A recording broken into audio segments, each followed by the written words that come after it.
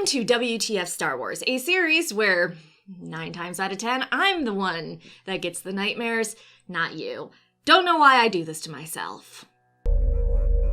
Don't get too proud of this technological terror you've constructed. Usually I cover creatures or places in WTF Star Wars, but this video I actually want to cover an illness, which is so horrifying. It's called Bloodburn, and it's as terrible as it sounds. So in the Star Wars universe, Bloodburn was a chronic, rare disease that was often fatal, mostly affecting younger people, but it could affect older adults as well. While it isn't completely understood why some get this very rare blood disease, what is known is that it's the result of space travel. In many cases, the main symptoms, fever and dizziness, would worsen as those afflicted space traveled to the point of overheating and death. One pilot, before she knew she had bloodburn, realized something was wrong when she experienced an unexpected rush of heat when she hit the atmosphere in her ship.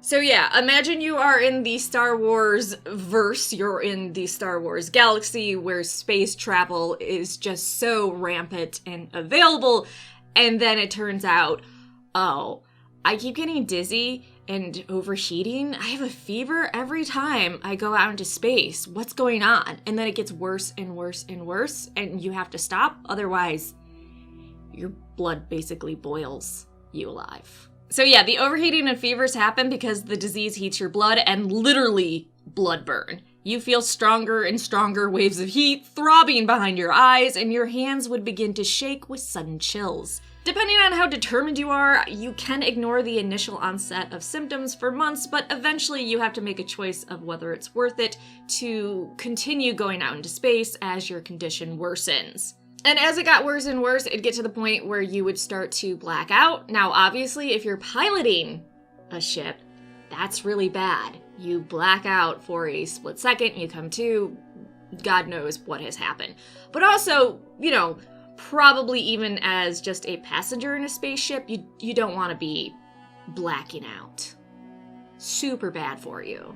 The disease, once you had it, made it that it was so important for you to remain grounded and to not take any more space flights. And while there's no concrete evidence that it runs in families, obviously if one of your children got it, you would want to ground the rest of your kids going, hey, don't risk this. I don't want you to get this terrible, terrible disease. Pilots were also instantly grounded if they were found to have bloodburn, which for a lot of pilots was absolutely devastating because they were pilots, because they love to fly, and now they can't. Despite there being no cure for the disease, there were ways to live a relatively normal life if you got it. Those with the disease were instructed to stay as hydrated as possible, have a good diet, and to avoid physical stress and perform very moderate exercise. If a patient could follow that, they could live a normal lifespan for their species. There was also a medical treatment to deal with the symptoms, called Hydera serum injections, but while it helped, it was highly addictive and incredibly easy to overdose on. Honestly, I imagine, knowing my luck, if I was in the Star Wars universe, I would have bloodburn. I love space. I love the idea of traveling around, and if I was in a galaxy with that sort of technology, I'd get bloodburn. 100%.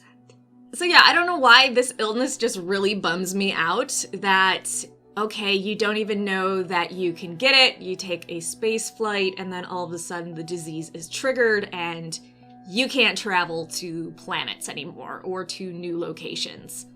Absolute nightmare. What the fuck, Star Wars? Thanks so much for watching. Please like the video and subscribe for more Star Wars videos.